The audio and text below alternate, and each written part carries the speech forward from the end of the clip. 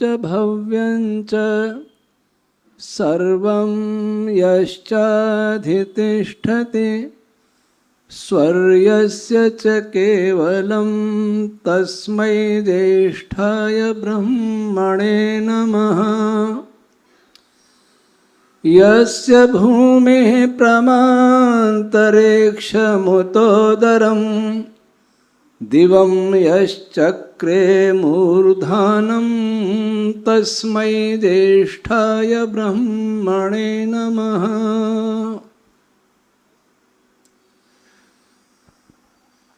आर्य प्रतिनिधि सभा गुजरात एवं आर्य समाज पोरबंदर के सभी अधिकारी गण सदस्यगण, आर्य जगत के प्रख्यात भजनोपदेशक आदरणीय जगत वर्मा जी, पोरबंदर के सभी गणमान्य नागरिकगण, मातृशक्ति और बच्चों, मुझे लगता है कि ईश्वर के विषय में दुनिया के अन्य देशों की अपेक्षा भारत में चर्चा अधिक होती है। धार्मिक मेलों में भी यही उपस्थिति ज़्यादा होती है, भीड़ होती है।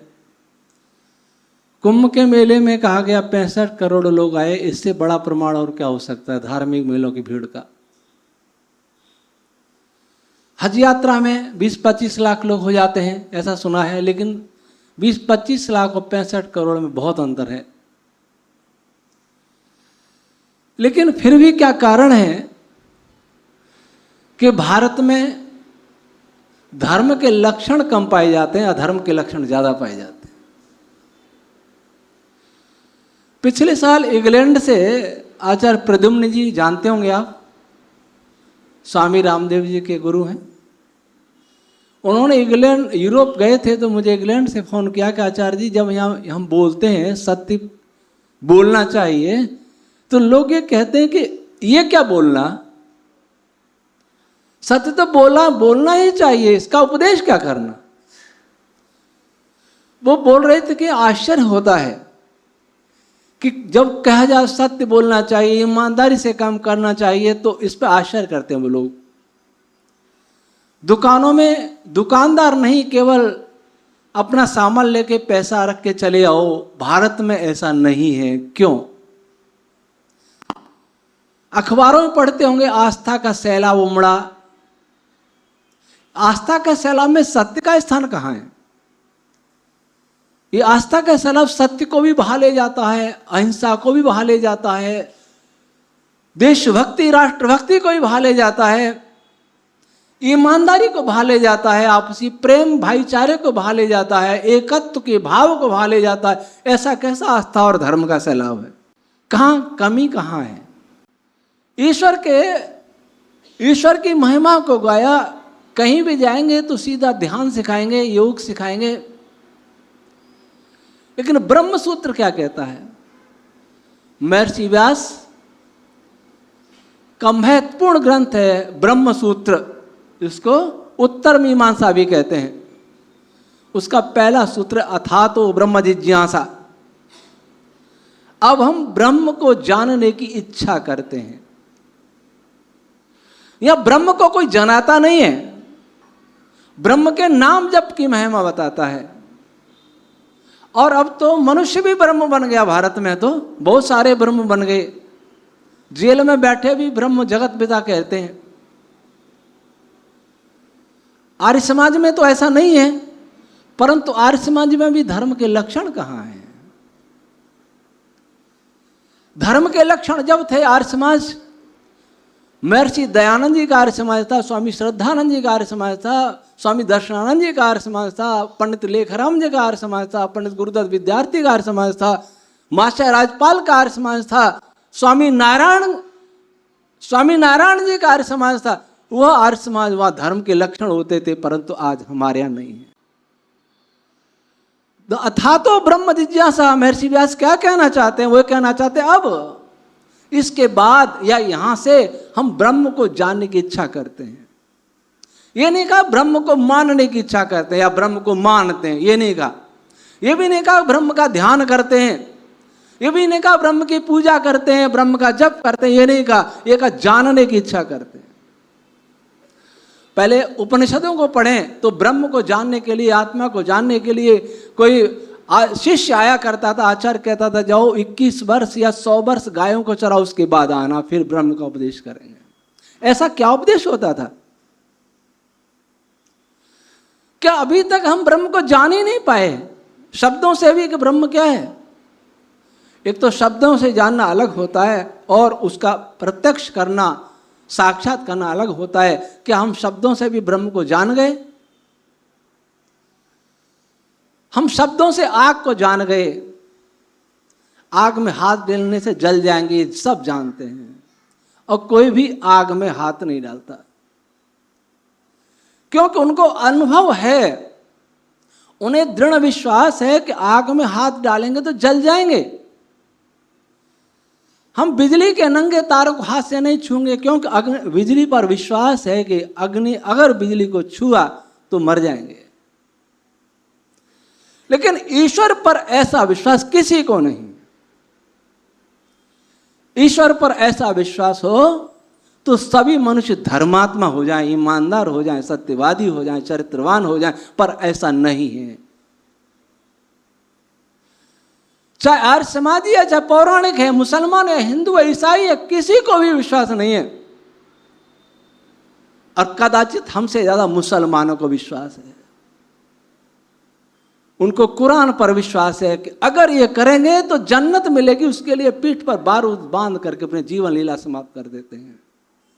हम में वो विश्वास नहीं है। भले उनका विश्वास अंधविश्वास है, लेकिन विश्वास है। पौराणिकों में भी बहुत अंधविश्वास है, लेकिन विश्वास है। पैदल कितनी यात्राएं कर लेते हैं, वो विश्वास क्यों नहीं है? क्योंकि ब्रह्म को जानने की इच्छा का उपदेश नहीं होता, ब्रह्म का उपदेश होता है। आते ही ये सबसे विचित्र बात है कि योग का 7वां अंग है ध्यान, और ध्यान सबसे पहले सिखाया जाता है। ध्यान योग के शिविर लगाए जाते हैं, यम नियम आसन प्राणायाम प्रत्याहार ध्यान, प्रत्याहार धारणा, ये अलग और सीधा 7वीं सीढ़ी पर चढ़ते हैं। इसलिए किसी भी सीढ़ी पर हम पहुंच नहीं पाए। केवल यम और नियमों पर ही हमारा ध्यान केंद्रित रहता तो भी आर्य समाज नहीं, देश का जो आज हालत है वो नहीं होती। मुख्य तो यम नियम है। तो अथा तो ब्रह्म कथा का उद्देश्य है। ब्रह्म को जानना, पहले तो यही जाने कि ब्रह्म है भी कि नहीं है। जब हम विद्युत का प्रयोग करने वाले होते हैं तो सबसे पहले ये जानने की कोशिश करते हैं कि बिजली है कि नहीं है। कोई एक बल्ब जलाएं, इंडिकेटर हो उसको देख लेंगे। तो वैसे ही हमें विश्वास करना चाहिए, वैसे ही हमें प्रयास करना चाहिए सबसे पहले ये तो जाने कि ब्रह्म है भी कि नहीं है। किसी के कहने से क्यों मान लें? क्या हमारे पूर्वज मानते आए थे कि ईश्वर नाम की सत्ता है? कोई किसी के पूर्वज साकार मानते आए तो वो साकार मानते हैं, हमारे पूर्वज निराकार मानते हैं, निराकार मानते हैं। क्यों? किसी के कहने से क्यों माने? क्या हम एक नए ढंग से विचार नहीं करना चाहिए कि ईश्वर है भी कि नहीं है? अगर है, अगर आग है तो उसमें हाथ नहीं डालें, और नहीं है तो डरना क्यों? ईश्वर है तो ईश्वर के रहते हुए भी ईश्वर के विरुद्ध आचरण हम कैसे कर सकते हैं? कर रहे हैं, इसका अर्थ है कि या तो हमने ये समझा है कि ईश्वर नहीं है, केवल बातें हैं, और या हमने ये समझा है ईश्वर है तो हम उसको हवन करके पूजा करके गंगा में नहा के उसको मना लेंगे, माफ कर देगा। आर्य समाज के सिद्धांत में तो ये नहीं है, बाकी सब में क्षमा करने वाला ईश्वर। कुरान में भी है क्षमा करने वाला, बाइबल में है, पौराणिकों में भी है, लेकिन हमारे यहाँ नहीं है। तो सिद्धांत क्या होना चाहिए कि आर्य समाज का जीवन चरित्र सबसे ज्यादा विमल होना चाहिए, क्योंकि हमारे यहाँ क्षमाशीलता शब्द ही नहीं ईश्वर के लिए विषय में। इसका अर्थ तो ये निकला कि हमें ईश्वर में विश्वास नहीं है। ब्रह्म का अर्थ वेद भी होता है, वेद में भी विश्वास नहीं है। एक विद्वान बोल रहे थे, ऋषि मेला अजमेर में वेद पर, मैं कमरे में गया और उनसे पूछा कि अपन दो हैं या तीसरा नहीं है, मैं आपसे जानना चाहता हूं क्या वेद ईश्वर की वाणी है?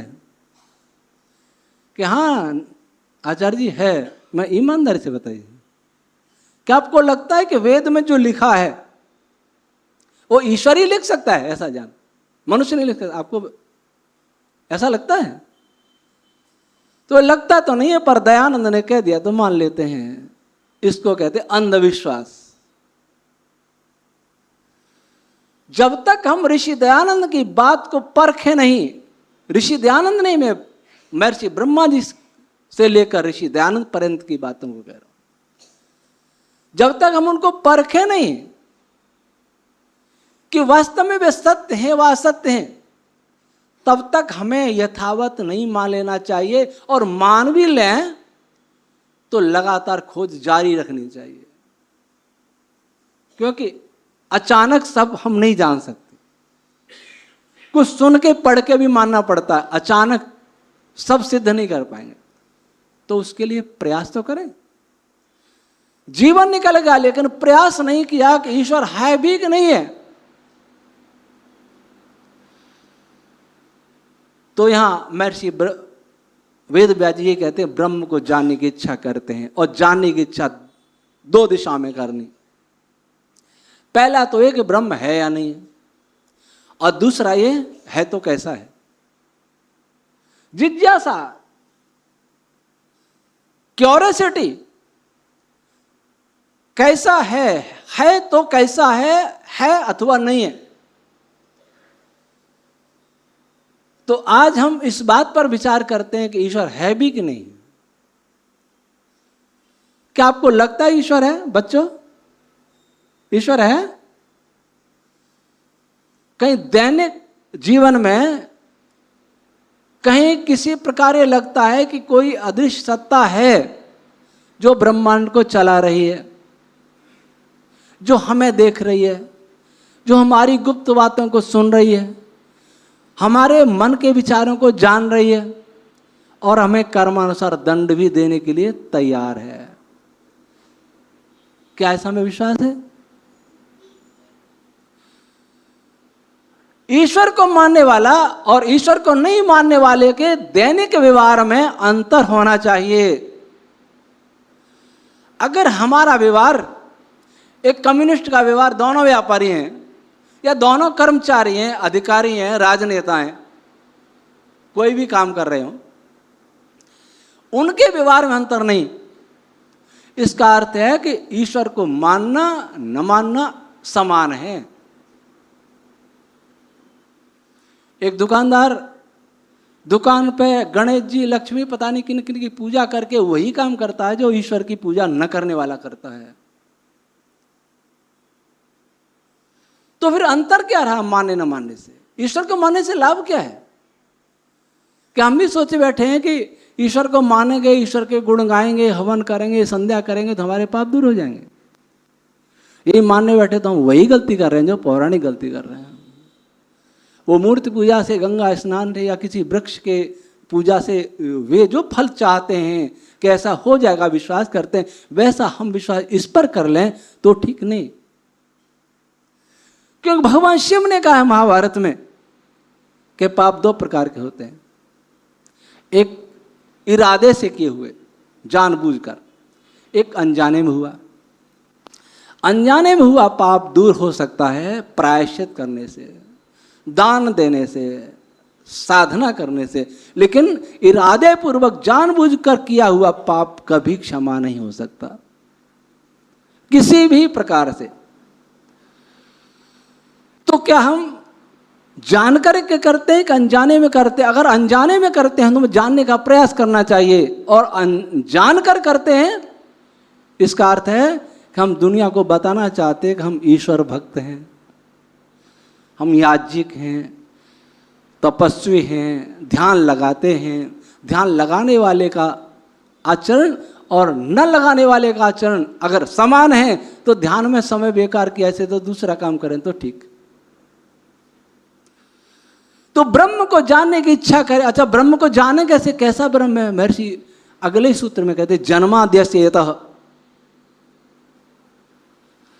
जिससे जन्म आदि होता है। किसका जन्म? जगत का जन्म, स्थिति, प्रलय आदि होता है, उस ब्रह्म को जानने की इच्छा करते हैं। और ब्रह्म की परिभाषा महर्षि यास्क जी ने की है निरुक्त शास्त्र में। ब्रह्म और ब्रह्मा दोनों एक ही अर्थ में प्रयुक्त हैं ब्राह्मण ग्रंथों में। तो वो कहते हैं ब्रह्मा या ब्रह्म कौन है? परिबृढ़, सर्वतः, सब ओर से जो बढ़ा हुआ है। श्रुततः परिबृढ़, जो ज्ञान से बढ़ा हुआ है, जो देश आकार में बढ़ा हुआ है, जो शक्ति में बढ़ा हुआ है, उसे ब्रह्म या ब्रह्मा कहते हैं। जिससे विस्तार वाला और कोई पदार्थ संपूर्ण सृष्टि में नहीं है, जिससे ज्ञान वाली सत्ता, जिससे बल वाली सत्ता संपूर्ण सृष्टि में नहीं है, उसको कहते हैं ब्रह्म। अब वो ब्रह्म क्या करता है? जिससे जगत का जन्म होता है, स्थिति होती है, अर्थात संचालन करता है, प्रलय होता है। क्यों कहा ऐसा महर्षि व्यास जी ने? ब्रह्म की बात करते करते जगती बात क्यों ले आए? कभी विचार किया? कोई ध्यान लगवाने वाला कभी जगत की बात करता है, सृष्टि की बात करता है? नहीं करता, सीधा ध्यान लगवाता है। लेकिन महर्षि व्यास इतने बड़े योगी, अपने समय के भूमंडल के सबसे बड़े ऋषि माने जाते हैं, और वो ब्रह्म की बात प्रारंभ करके सीधे जगत पर आ जाते हैं। क्यों? वेद व्यास जी का दिमाग ठीक नहीं था जो विषयांतर हो गए? नहीं, जगत को जाने बिना ब्रह्म को जान ही नहीं सकते। एक आदमी मृत है या जीवित कैसे पता लगेगा? एक आदमी सो रहा है तो कैसे पता लगेगा इसमें आत्मा है कि नहीं है? हम उसके शरीर को देखेंगे, आत्मा तो दिखता नहीं है, आता हुआ दिखता नहीं, जाता हुआ दिखता नहीं। शरीर के लक्षण को देखते हैं, श्वास ले रहा है कि नहीं, शरीर ठंडा है कि गर्म है, हृदय की धड़कन है कि नहीं, नाड़ी चल रही है कि नहीं। अगर सब कुछ ठीक है तो आत्मा है, भले ही नहीं दिख रहा, सो रहा है, कोमा में है। लेकिन इनमें से ये लक्षण नहीं मिले तो बिल्कुल कह देंगे कि आत्मा नहीं है, चला गया। तो आत्मा की सिद्धि के लिए किसको देखा हमने? शरीर को देखा। आत्मा को नहीं देखा, शरीर को देखा। आत्मा दिख भी नहीं सकता। वैसे परमात्मा की सिद्धि के लिए किसको देखना? जो परमात्मा का शरीर है। यस्य नाभि यस्य भूमि अंतरिक्षमुतोदरम दिवम यस्य चक्रे मूर्धानम तस्मै ज्येष्ठाय ब्रह्मणे नमः। द्युलोक जिसका सिर है, पृथ्वी जिसके पैर हैं, दिशा जिसके कान हैं, वायु जिसके श्वास है, वह है ब्रह्म। तो ब्रह्म को जानने की इच्छा के अंतर्गत सबसे पहले क्या जानना? जगत को जानना। जगत का उसी से जन्म होता है, उसी से संचालन होता है, उसी से प्रलय होता है। और अगली बात की शास्त्र योनित्वात्। दो कारणों से उन्होंने ब्रह्म की सिद्धि की। पहला तो जगत का जन्म देने वाला कोई है, जगत को संचालित करने वाला कोई है, और जगत का समय पर प्रलय करने वाला भी कोई है, उसको ही ब्रह्म कहते हैं। अगली बात कही शास्त्र योनित्वात्, वह शास्त्र का कारण है, वेद का कारण है। जिस प्रकार से जगत की रचना अपने आप नहीं हो सकती, उसी प्रकार ज्ञान की उत्पत्ति भी अपने आप नहीं हो सकती, उसका भी कारण होने से ब्रह्म की सत्ता सिद्ध होती है। तो हमें दो बातों को जानना ईश्वर को जानने के लिए, एक तो जगत को जानना और एक वेद को जानना। जो जगत की भी बात नहीं करता और वेद की भी बात नहीं करता और दुनिया भर की बातें करता ईश्वर पर, इसका मतलब अर्थ यह है कि उसने ईश्वर को जाना नहीं, शाब्दिक रूप से भी नहीं जाना। अगर जगत को भी हम बिना वेद के जान लेंगे, जगत में रहना कैसे यह भी बिना वेद के जान लेंगे, जगत कैसे संचालित हो रहा है इसको भी हम बिना वेद के जान लेंगे, और बिना वेद के मोक्ष भी प्राप्त कर लेंगे, तो वेद की जरूरत क्या है? वेद का उपदेश क्यों दिया? ताकि हम इस संसार का उपभोग करके मोक्ष को प्राप्त कर सकें, लौकिक सुख और पारलौकिक दोनों ही प्राप्त कर सकें। इस उद्देश्य से परमात्मा ने वेद का ज्ञान दिया। आज वेद का ज्ञान बिना आज के साइंस के आधार पर, समाजशास्त्र, राजनीति शास्त्र, अर्थशास्त्र, कृषि शास्त्र पढ़ करके उसके आधार पर संसार अच्छी तरह चला लेंगे, और चल रहा है जैसा मानते हैं, और विभिन्न प्रकार की पूजाएं करके, पौराणिक तो भागवत का एक शब्द सुन के मोक्ष को प्राप्त कर लेंगे, तो गंगा स्नान से कर लेंगे, और हम लोग हवन से कर लेंगे, या योग शास्त्र ज़्यादा से ज़्यादा योग दर्शन पढ़ने से कर लेंगे, तो वेद की भूमिका तो समाप्त होगी। फिर न लौकिक उन्नति के लिए वेद की भूमिका रही, न पारलौकिक के लिए रही। तो ईश्वर ने वैसे ही ध्यान दिया, और 1,96,8,53,127 वर्ष से वेद का जो प्रचार चलता रहा, वेद की जो परंपरा चलती रही, वो बेकार गई। इसका अर्थ है कि हम अंधेरे में जी रहे हैं, ऋषियों के आशय को समझा नहीं। तो सबसे पहले हम ईश्वर की सिद्धि के लिए, ईश्वर है भी कि नहीं है, इसके लिए जगत पर विचार करें। जिस पृथ्वी पर हम रहते हैं उस पृथ्वी का घेरा 40,000 किलोमीटर का है, और सूर्य हमारी पृथ्वी से आकार की दृष्टि में, आयतन की दृष्टि में 13 लाख गुना बड़ा है, और वजन देखें तो सूर्य का पृथ्वी से 3,30,000 गुना है। हमारी गैलेक्सी में, मिल्की वे में 10 खरब तारे हैं सूर्य जैसे, जिसमें कुछ सूर्य से बड़े भी हैं, और इतने बड़े करोड़ करोड़ गुने भी बड़े तारे हैं हमारे सूर्य से अपनी मिल्की वे में, और कुछ सूर्य जैसे हैं, कुछ सूर्य से छोटे भी। 10 खरब तारे हैं, और ऐसे करीब 400 करोड़ गैलेक्सियां वैज्ञानिकों ने देखी गई हैं। तो 10 खरब तारे में 400 करोड़ का गुणा कर दो, इतने तारे ब्रह्मांड में। फिर उन सब के ग्रह हैं, उपग्रह हैं, क्षुद्र ग्रह हैं, उल्का पिंड हैं, और एक गैलेक्सी और दूसरे गैलेक्सी के बीच में लगभग 1 लाख प्रकाश वर्ष की दूरी खाली पड़ी है। प्रकाश 1 वर्ष में चले वो दूरी, और 1 सेकंड में चलता 3 लाख किलोमीटर। 1 वर्ष में कितना चल, इतना खाली पड़ा है, उसमें हाइड्रोजन भरा हुआ है गर्म। तो ब्रह्मांड कितना बड़ा? इस सारे ब्रह्मांड से बड़ा आकार केवल परमात्मा का है, और प्रकृति का फैलाव भी इस ब्रह्मांड से ज्यादा है। जहां तक ब्रह्मांड है वहां से अभी बहुत आगे अनंत तक परमात्मा है। और ये जो वैज्ञानिकों ने बताया, ये तो देखा, अनुभव किया, बताया है। इसके बाहर क्या है उनको नहीं पता, और कितना बड़ा है। अब छोटे में जाएं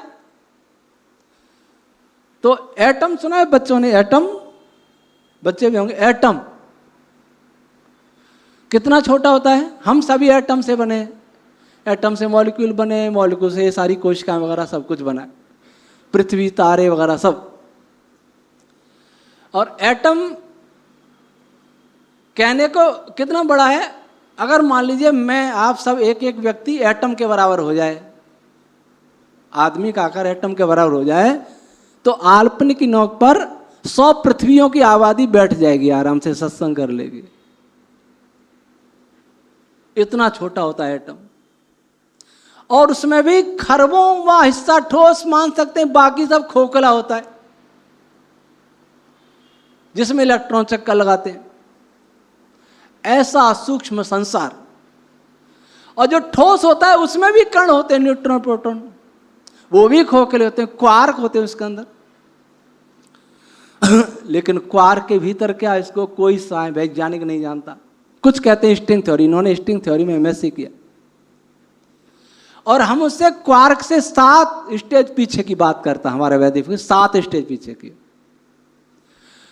तो इतना सूक्ष्म संसार और इतना विशाल संसार, इसलिए परमात्मा को कहा अणो रणियान महतो महियान। वह परमात्मा सूक्ष्म से सूक्ष्म है और महान से महान है। सब कुछ नियमानुसार हो रहा है।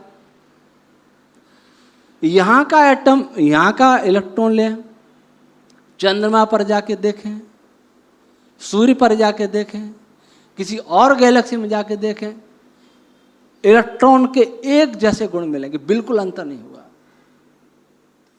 पानी का सूत्र H2O, केमिस्ट्री वाले जानते हैं। H2O 2 हाइड्रोजन है, ऑक्सीजन। पृथ्वी का हो, ब्रह्मांड के किसी छोर का H2 है तो उसके यही गुण होंगे जो धरती पर हैं। और फिजिक्स में कांस्टेंट होते हैं। अगर एकता नहीं हो तो कांस्टेंट नहीं हो सकते। इसका अर्थ है कोई एक शक्ति है जिसके नियम कार्य कर रहे हैं, अलग अलग शक्तियां नहीं। पौराणिक बंधु कहते हैं 3 शक्तियां हैं, ब्रह्मा जी बनाने वाले, विष्णु जी पालने वाले चलाने वाले, और शिव जी नाश करने वाले। और तीनों में विवाद हुआ तो कैसे होगा, क्या होगा? तीनों में कहीं मतभेद हो जाए, इनके ऊपर तो कोई होना चाहिए ना। तो एक शक्ति है जिसके कारण सारी सृष्टि में एक जैसे नियम काम कर। इसका अर्थ यह हुआ कि जो ब्रह्मांड में जितनी गहराई से झांकेगा उतना ही अधिक ईश्वर को जानेगा। अच्छा, ये क्यों कह रहा हूं? जो ब्रह्मांड को सामान्य चीज समझेगा वो ईश्वर को भी सामान्य समझेगा। एक बहुत बड़ा विमान है, सबसे आधुनिक तक टेक्नोलॉजी वाला मान लीजिए धरती का, और एक बैलगाड़ी है। एक व्यक्ति ऐसा वनवासी है जिसने न बैलगाड़ी देखी न विमान देखा। वो सोचेगा दोनों के बनाने वाले मिस्त्री एक जैसे ही हैं। वो ऐसा क्यों सोचेगा? ऐसा इसीलिए सोचेगा न उसे बैलगाड़ी की जानकारी न उस विमान की जानकारी। हमारे एक सेवक था, खाना बनाता था पाली में। जब हमने काम शुरू किया, मैंने कई बार ये घटना भी बताई है और मुझे घटना ये बड़ी अच्छी लगती है, यहाँ बिल्कुल फिट बैठती है। छत पे खड़े थे, सूर्योदय हो रहा था, उसका नाम था गोविंद। मैं गोविंद, ये सूर्य कितना बड़ा होगा? तो उसने कहा इतना बड़ा। मैं नहीं, और बड़ा, पूरे हाथ कर इतना बड़ा। मैं नहीं, और बड़ा, कमरे जैसा। मैं नहीं।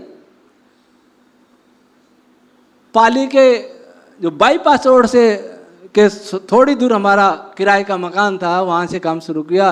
वो बोला होटल, वो बाईपास होटल बना इतना बड़ा। मैं नहीं, मैं ये धरती है ना, तो तेरे को धरती भी नहीं पता कितनी बड़ी है, इससे 13 लाख गुना बड़ा है। तो जो सूर्य को एक थाली जैसा मानेगा, वो सूर्य को बनाने वाले परमात्मा को भी छोटा ही तो मानेगा, बड़ा थोड़ी मानेगा। थाली जैसा सूर्य बनाने में क्या तकलीफ है?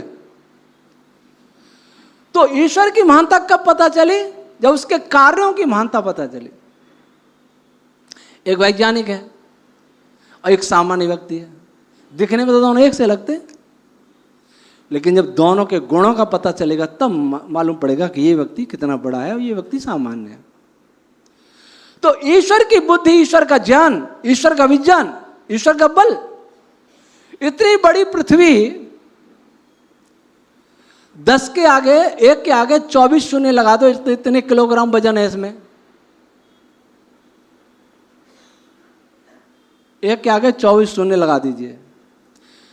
1 लाख किलोमीटर प्रति घंटे की गति से सूर्य के चारों ओर चक्कर लगा रही है। और साथ में अपनी कक्षा पर भी, अपने एक्सिस पर भी 1600 किलोमीटर की गति से चल रही है। 24 घंटे में एक चक्कर लगा लेती है और सूर्य के 4 ओर 1 साल में। इतना बड़ा वजन 1 लाख किलोमीटर की स्पीड से सारे महासागर सब कुछ लेके दौड़ रहा है। वो इतना बड़ा गोलाकार पिंड कौन कर रहा है? और सूरज हमारी पृथ्वी से 3,30,000 गुना भारी वजन में, आयतन में 13 लाख। वो चलता 8 लाख किलोमीटर प्रति घंटे की गति से। वो हमारी गैलेक्सी के 4 ओर चक्कर लगाता है, उसके केंद्र के 4 ओर। इतने बड़े लोगों को जो घुमा रहा है, 4 हाथ वाला तो हो नहीं सकता, बिना हाथ वाला ही घुमा सकता है। और शक्ति हमेशा निराकार ही होती है, साकार शक्ति नहीं होती। हमारे भीतर जब तक निराकार बैठा है तब तक हमारे शरीर में शक्ति है, निराकार निकल गया शक्ति समाप्त। इन पंखे चल रहे हैं, बिजली निराकार है, निकल गई तो पंखे बंद, सब बंद, सारी मशीनें बंद, रेलगाड़ी बंद। निराकार में ही शक्ति होती है, साकार में कोई शक्ति नहीं होती। किसी साकार में शक्ति लगती है, वो अंदर बैठी निराकार की ही शक्ति है। तो इतना बड़ा बल और ज्ञान कितना, हम थोड़ा बहुत जानते हैं। हम इतना जानते हैं कि भोजन बनाया और मुंह में डाला, चबाया, निगल लिया। अंदर जाके क्या हो रहा हम नहीं जानते, कोई और जान रहा है, कर भी रहा है। हमने बीज को मिट्टी में दबाया, पानी डाल दिया, इतना हम जानते हैं। अंदर कौन कौन सी क्रिया हो रही है हम नहीं जानते। एक दांत का डॉक्टर सारी जिंदगी दांतों की चिकित्सा करता रहा, बूढ़ा हो गया, हजारों ऑपरेशन किए। उसे पूछे अंत में कि डॉक्टर साहब आप दांत के बारे में सब कुछ जानते हैं? सब कुछ तो नहीं जानते। एक समय आता है जब इसको दांत को उखाड़ना पड़ेगा, मैं इसको नया नहीं कर सकता। जब दांत का डॉक्टर सारी जिंदगी में केवल दांत के बारे में नहीं जान पाया, तो पूरे शरीर के बारे में कौन जान सकता है? दावा कर दे मैं पूरे शरीर को जानता हूं। लेकिन जैसे लाखों प्राणियों के शरीरों को बनाया है, लाखों प्रकार की वनस्पतियों को बनाया है, सारे पार्टिकल्स को बनाया है, वेव्स को बनाया है, सारे लोकांतर को बनाया है, वो कितना जानता है जरा सोचिए। इसलिए महर्षि व्यास कहते हैं कि उसके जन्म आदि को जानो। और वेद भी कहता है विष्णु कर्माणि पश्यत यतो व्रतानि पश्पसे। विष्णु सर्वव्यापक परमात्मा को देखो, उसके कर्मों को देखो। उसके कर्म क्या है? जन्माद्यस्य अतः जगत का जन्म, स्थिति और प्रलय कर्म है। तो वेद कहता है कि उसके कर्मों को देखो, अर्थात जगत को देखो। और कोई कहे ना जगत को मन देखो, खाली ब्रह्म को जपो, वो वेद विरुद्ध बात कर रहा है और तर्क के विरुद्ध भी कर रहा है। जगत के बिना ब्रह्म को जानना तो दूर, उस पर विश्वास भी नहीं हो सकता। जिस प्रकार शरीर के लक्षणों को जान करके ही आत्मा के अस्तित्व का विश्वास हो सकता है। बाद में कैसा है वो विवेचना बाद में, पहले तो विश्वास तो हो। इसलिए महर्षि व्यास कहते हैं अथा तो ब्रह्म जिज्ञासा, हम ब्रह्म को जानने की इच्छा करते हैं। आप कहेंगे कि जगत को तो वैज्ञानिकों ने बहुत जाना, फिर भी आज तक वो ही कहते हैं कि ईश्वर नहीं है। बड़े बड़े वैज्ञानिक ऐसा नहीं कहते। आइंस्टीन ने ऐसा नहीं कहा, फाइनमैन ने ऐसा नहीं किया, मैक्स प्लैंक ने ऐसा नहीं कहा, न्यूटन ने ऐसा नहीं कहा। अधकचरे लड़के कहते हैं कि कोई ईश्वर नहीं, हम तो साइंस को मानते हैं। जिसकी फिजिक्स में कोई गति नहीं है या अच्छी गति नहीं है, वो कह सकता है कि ईश्वर नाम की कोई सत्ता नहीं है। लेकिन जो फिजिक्स की गहराई में जितना जाएगा वो ईश्वर की सत्ता को उतना ही अनुभव करता जाएगा। जैसे मैं उदाहरण दिया था कि जो व्यक्ति ये नहीं जानता कि जीवित व्यक्ति ही श्वास लेता है, जीवित व्यक्ति की नाड़ी चलती है, वो कैसे जानेगा आदमी सो रहा है कि मरा हुआ है? इसलिए जो फिजिक्स इस सृष्टि को जितना जानेगा वही ईश्वर पर विश्वास कर पाएगा। कैसा है वो अलग बात है। पहले तो यह विश्वास तो हो कि ईश्वर नाम की कोई सत्ता है। पहले यह विश्वास होना चाहिए। जिज्ञासा का अर्थ पहला है कि कोई वस्तु है कि नहीं है, इस पर को खोजो, और उसके बाद उसके गुणों की गहराई में जाते जाइए तो अपना जीवन बदलता जाएगा। फिर भी आज ये प्रश्न तो उठेगा कि आज विज्ञान इतना आगे चल रहा है, वो लोग ईश्वर की चर्चा नहीं करते, और जो जगत को बिल्कुल नहीं जानते वो रात दिन आरतियां करते हैं, हवन करते हैं, जप करते हैं, तीर्थ करते हैं, यात्राएं करते हैं। क्यों? इसलिए कि जो ये सब करते हैं वो आडंबर है, अगर नहीं जाना तो। इसलिए मैं मानता हूं कि वैज्ञानिकों का जीवन उनसे ज्यादा सत्यनिष्ठ होते हैं, वे ईमानदार होते हैं, कर्तव्य परायण होते हैं। मैंने वैज्ञानिकों को देखा है, उनका व्यवहार भी अच्छा होता है। कुछ बेईमान चोर हो भी सकते हैं, हुए भी हैं, आज भी हैं, लेकिन ज्यादातर लोग, मैं भाभा एटॉमिक रिसर्च सेंटर में 2004 से कई बार गया, टाटा इंस्टीट्यूट फंडामेंटल रिसर्च में कई बार गया। एक वहाँ अधिकारी थे, इंजीनियर, वो मेरे से बोले, NPCIL में थे वो, अणुशक्ति नगर में कैंपस है उन सब का। तो मेरे बोल से, स्वामी जी जब मैं एक बार गांव गया तो गांव के लोगों ने कहा कि आपको तनख्वाह कितनी मिलती है? बहुत पुरानी बात है, 2006-07 की, कि 65,000 मिलती है। ऊपर की कमाई, गांव वाले पूरे, ऊपर की कमाई कितनी है? तो मैंने उनको कहा कि तुम्हें शर्म नहीं आ रही है पूछने में, ऊपर की कमाई क्या होती है? तो मैंने अनुभव किया कि जो साइंस वाला है, जो सृष्टि को जितना जानता है, वो ज्यादा ईमानदार है। आज एक एक धर्मगुरु के आप देखिए ऐश्वर्य, श्रीमंत बने हैं, लाखों करोड़ों खरबों के मालिक हैं। व्यापार चल रहा है ईश्वर के नाम पर, विज्ञान के नाम पर व्यापार नहीं है, दूसरा व्यापार है। लेकिन थ्योरेटिकल विज्ञान वाले व्यापारी नहीं होते, टेक्नोलॉजी वाले जरूर होते हैं। जब वो पूंजीपतियों के हाथ की मुट्ठी कठपुतली बन जाते तब वो व्यापारी बन जाते हैं। विशुद्ध वैज्ञानिक व्यापारी नहीं होता, टेक्नोलॉजी वाले को पकड़ लेते हैं पूंजीवादी लोग, जो आज हो रहा है। फिर भी प्रश्न उठेगा कि थ्योरेटिकल वाले भी बहुत हैं। नोबेल पुरस्कार विजेताओं की लिस्ट देखेंगे तो थ्योरेटिकल वाले ही ज्यादा। फिर भी ईश्वर की चर्चा उन्होंने किसी ग्रंथ में क्यों नहीं की है? संकेत ग्रंथों में नहीं किया, स्टेटमेंट में किया, न्यूटन ने किया, आइंस्टाइन ने किया, उनकी थ्योरी में क्यों नहीं है? थ्योरी में इसलिए नहीं है क्योंकि जहां से ईश्वर का कार्य प्रारंभ होता वहां तक वो पहुंचे नहीं। आप प्लेन में बैठे, मैंने प्लेन चलाते किसी को देखा नहीं, बैठा 3-4 बार, पर प्लेन चालक को, पायलट को मैंने नहीं देखा, क्योंकि वो अपनी केबिन में काम कर रहा है, हम जाके सीट पे बैठ गए। और सीट पे बैठ करके हम सभी यात्रियों को देखें, ये चला रहा है कि ये चला रहा है, ये चला रहा है, कोई भी चलाता नहीं दिखेगा। और जहां चला रहा है उस केबिन में जाते नहीं। ईश्वर जिस केबिन में बैठ करके जगत को चला रहा है, बना रहा है, उस केबिन में हम पहुंचते नहीं। वैज्ञानिक नहीं पहुंच पाए। क्यों नहीं पहुंच पाए? वैज्ञानिकों की यात्रा खत्म कहां हो गई? क्वार्क पर, इलेक्ट्रॉन पर, फोटोन पर, न्यूट्रिनो पर, यहां समाप्त। और इसके ये है यात्रियों वाला, और इसके आगे शुरू होता है केबिन का रास्ता। वहां वो भी गए, जैसा मैंने कहा कि हम उनसे 7 स्टेज पीछे जाते हैं। तो जब वो 7 स्टेज पीछे जाएंगे तो हमें ईश्वर दिखेगा, पायलट संसार को चलाता हुआ। जैसे यहां लग रहा है कि बिजली कहां से आ रही है? तारों से आ रही है। तारों में बिजली है, किसी को नहीं पता कि कहां से आ रही है। जहां पावर प्लांट है वहां बन रही है बिजली। खंबे के पास, खंबे के साथ चलते चलते चलते चलते पावर प्लांट पे पहुंचेगा, जब पता लगा कि अरे यहां बिजली का निर्माण हो रहा है। हमने, आपने तो नहीं देखा, किसी ने देखा हो तो देखा हो, सबने तो नहीं देखा पावर प्लांट में बिजली कैसे बन रही है, कहां बन रही है। हम तो उपयोग करना जानते हैं। तो वैज्ञानिक उपयोग करना जान रहे हैं, उपयोग कर रहे हैं, लेकिन जहां ईश्वर चला रहा है, पावर प्लांट है, उसका पावर हाउस है, वो उन्होंने देखा नहीं अभी। वो कब देखेंगे?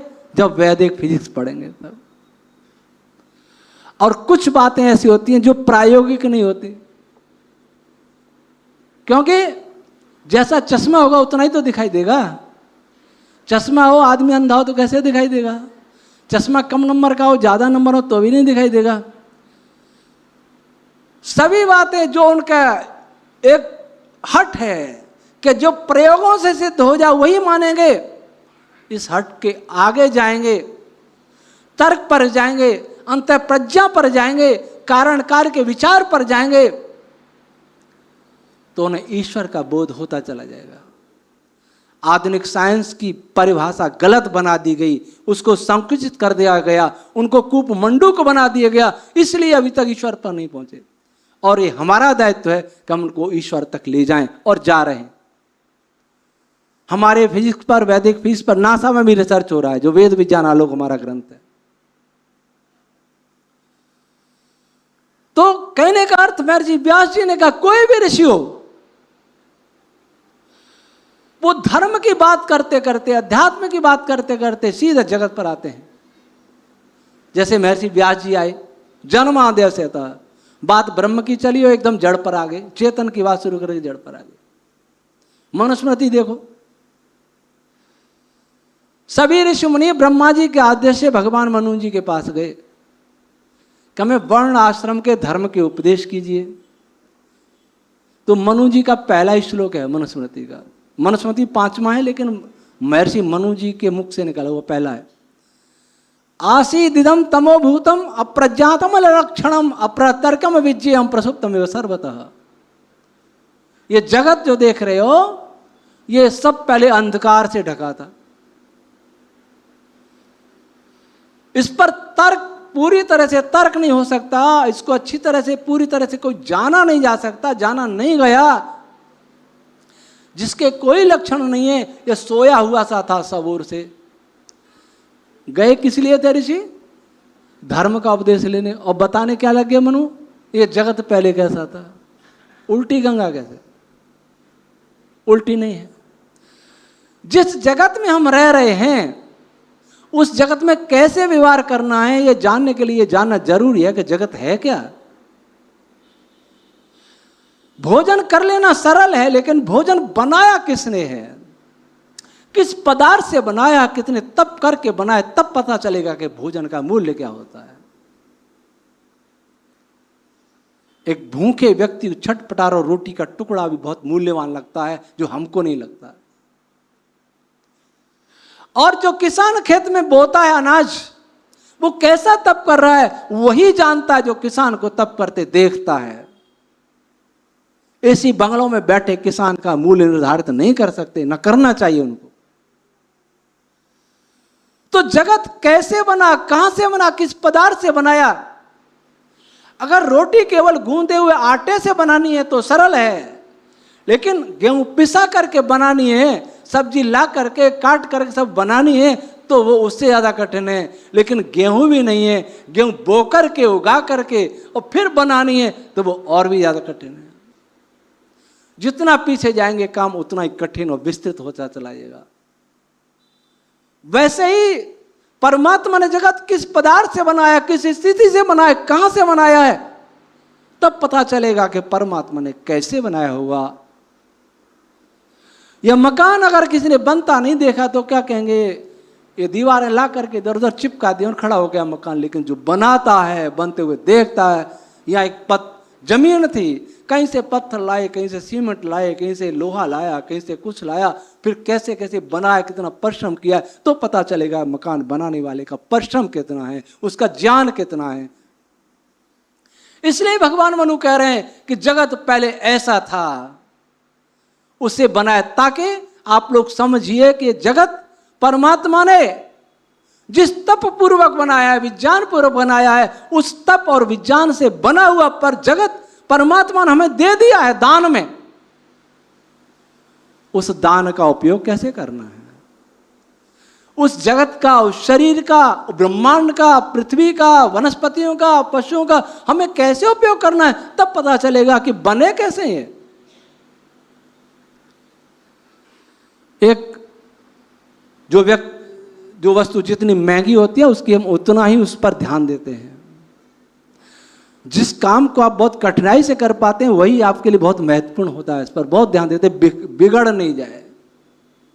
और जिसको हंसते खेलते बनाते हैं उस पर ध्यान नहीं देते, फिर बना लेंगे। तो जगत परमात्मा ने बहुत विज्ञान पूर्वक बनाया है, बहुत उसके ऊर्जा से बनाया है, जिससे बड़ा कुछ हो नहीं सकता। उस जगत को जानो पहले, जान करके फिर ये विश्वास करो कि वह बनाने वाला कैसा है और उसने बना करके हमें दिया, तो हमें उसका प्रत्युत्तर में उसको क्या देना है या उसमें रहना कैसे है। आपको किसी ने धरोहर के रूप में कोई वस्तु दी बड़ी सामान्य, और धरोहर के रूप में आपको 1 क्विंटल सोना दे दिया, तो आप किसकी सुरक्षा पर ज्यादा ध्यान देंगे? आप सोने की सुरक्षा पर इसलिए ध्यान देंगे, आप जानेंगे कि सोना बहुत मूल्यवान है, उसने बहुत मूल्य से खरीद के मुझे धरोहर में दिया है, इसलिए इसका मुझे बहुत सदुपयोग करना है, ध्यान से करना है, कोई गलती ना होने पावे। तो इसलिए भगवान मुझे बताना चाहते हैं कि ऐसा था और उससे ये सब बन गया। इसलिए अब आप सोचिए कि जगत में रहना कैसे, फिर आगे शुरू करते हैं। वैशेषिक दर्शन पढ़िए, धर्म की व्याख्या प्रारंभ करते हैं और ये कहते हैं इससे लोक और परलोक दोनों का कल्याण हुआ धर्म है, यह तो अभ्युदय निश्रेष सिद्धि स धर्म। और आगे शुरू क्या कर देते हैं? पंच महाभूत 9 द्रव्य ये शुरू कर देते हैं, वही जगत पे आ गए। जगत को छोड़कर के अब जा भी कहां सकते हैं? कोई योगी हो, साधु हो, सन्यासी हो, ब्रह्मचारी हो, गृहस्थ हो, जो जगत से पलायन सिखाता है, इसका अर्थ है वो ईश्वर के विरुद्ध कार्य कर रहा है। जो कहता है परिवार छोड़ करके आपको ब्रह्म मिलेगा, वो ईश्वर के विरुद्ध कार्य कर रहा है। जगत के पलायन का नाम संन्यास नहीं है। संन्यास सारे बुरे कामों के त्याग का नाम संन्यास है। समस्त आसक्तियों के त्याग का नाम संन्यास है। आसक्ति नहीं, पर भगवान मनु कहते निरासक्त भी नहीं। अति कामना बुरी है, और बिना काम जो कामना नहीं, बिल्कुल कामना नहीं, वह भी बुरी है, क्योंकि बिना कामना के अच्छे कार्य भी नहीं होते। मनुस्मृति पढ़िए। तो अथा तो ब्रह्म जिज्ञासा, ब्रह्म को जानने की इच्छा करते हैं, तो ब्रह्म को जानने की इच्छा से पहले भगवान व्यास कहना चाहते हैं कि जगत को जानने की इच्छा करिए, जगत को जानिए, कैसे एक एक पार्टिकल काम कर रहा है, कैसे एक वेव्स काम कर रही है, कैसे वनस्पतियों में वृद्धि हो रही है, कैसे हमारे शरीर का निर्माण हो रहा है, कैसे शरीरों में संचालन हो रहा है।